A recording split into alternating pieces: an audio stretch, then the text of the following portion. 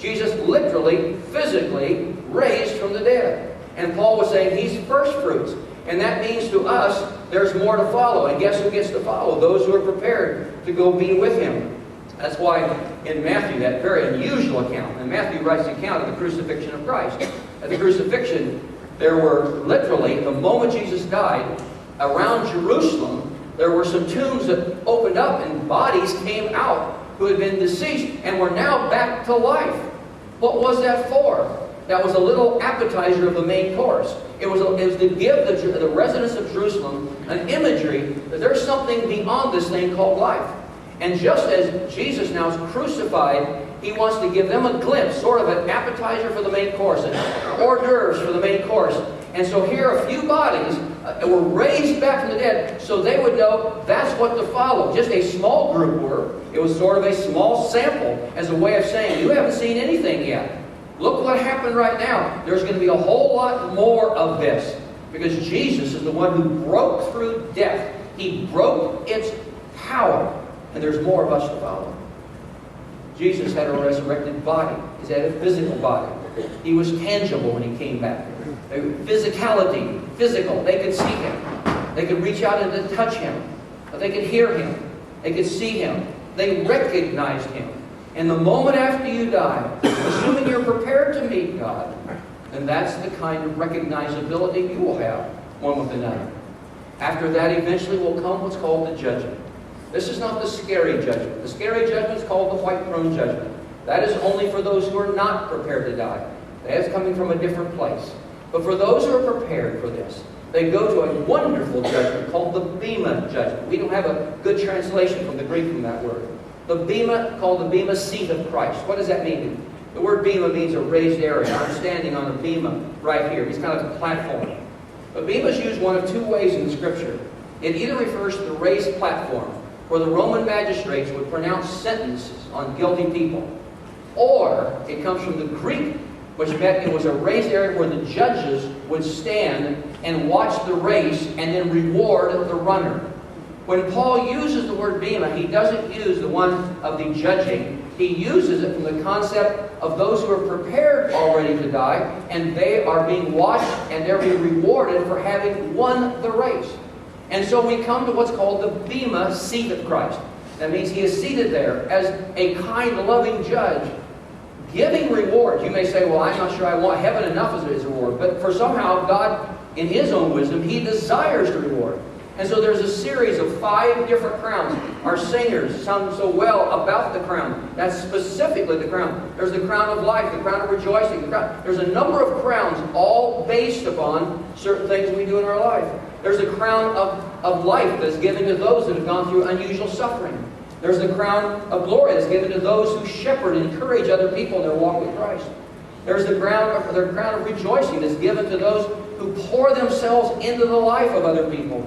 There's the crown of righteousness that goes to those who have cultivated a sense of deep intimacy with the Father. And there's the crown of endurance that goes to those who self-deny. They put themselves aside in the service of other people. And then finally, after the Bema seat of Christ, we move into what is referred to as permanent heaven. First heaven versus permanent heaven. It's that where we receive our glorified, completed body. There's a lot of myths I want to dispel.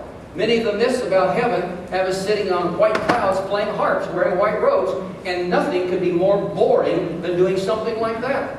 The way heaven gets portrayed makes heaven sound so boring and hell sound exciting, so that consequently people said, I'd rather be in hell with my friends than playing a harp forever in heaven. They don't grasp how horrible hell is and how wonderful heaven is. For purposes of time, my focus here is going to be on heaven, not upon hell. And how spectacular and breathtaking and wonderful. When we find the writers writing about heaven, we need to understand the intentionality. What were they writing? What were they intending to convey? So when it speaks of music, it's talking about the joy and the ecstasy. Music is a universal language. We've already seen it's one of Chris's favorite. It's favorite to all of us. We either love participating in or listening to music. It's a universal language. And consequently, there'll be tremendous joy and ecstasy expressed in unending music in heaven. On top of that, when it refers to crowns, it's referring specifically that we get to participate in the power and the glory and the splendor unlike anything you and I have ever seen. When it speaks of the gold, it's speaking of the timelessness. Gold is not rust. It's speaking of the timelessness.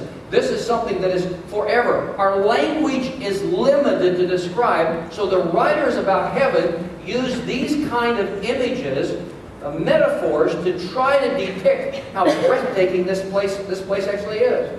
Let me put it this way. Heaven will grant to you the deepest and most pure of your longings.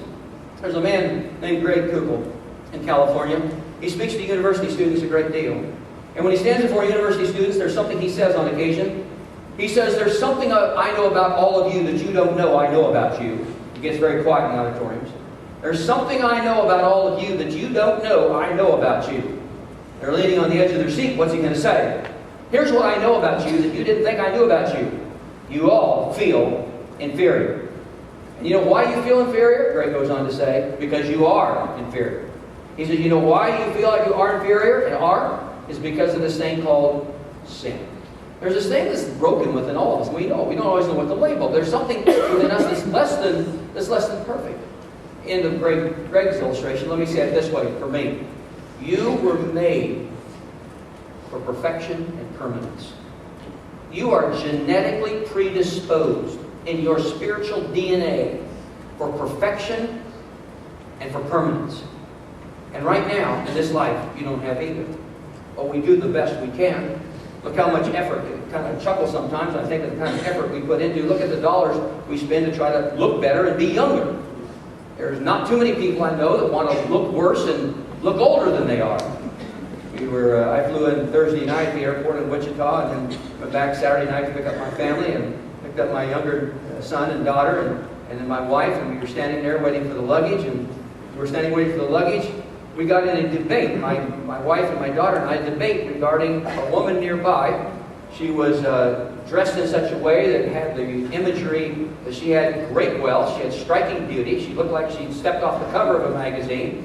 And a debate ensued as to how old she was. And my daughter, who's 17, and my wife were adamant that she was in her 60s. I was adamant that she was in her 40s. Now, which one do you think was right? I suspect the women were right.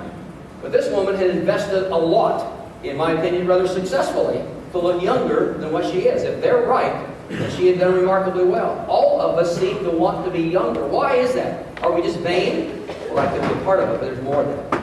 We long for permanence. We long for perfection. You were made for perfection. You were made for permanence. And yet we're in a broken world that has endings. That's why heaven is so breathtaking. Heaven provides for us that perfection that we were made for originally. It provides for us that permanence. No more ending points. No more terminations. No more abrupt, unprepared goodbyes. Heaven is a place of deep rest for those who are weary. It's a place for rewards for those of you who have not been properly affirmed. It's a place for riches for those of you who have had very little here. It's a place of pristine beauty. Think of your favorite place on earth. Plants, there'll be animals there, and plants and cities. Well, one city, one gargantuan city, 1,500 miles by 1,500 miles. And since we won't be limited in our dimensions, it's 1,500 miles height as well. We won't have the gravitational limitations that we know right now. A massive city with buildings, with art, with culture, with events. Yes, even with sporting. Think of the best here. The competition that you spoke of a moment ago, Scott, will be enjoyed. And Bill, you answered your son correctly when he asked many years ago in a skiing moment, when I get to heaven, will I still fall down when I ski? And you said, no, you won't fall down as you ski in heaven. That is a proper view of the nature of heaven. Goods and services and transportation and communication. The best you can fathom of this world, only much better, because none of the brokenness of this world, none of the heartache of this world, none of the sickness, none of the disease, none of the accidents, none of the tears, no death.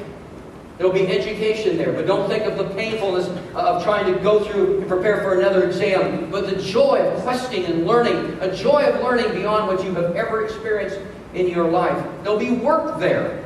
Not work where you, oh no.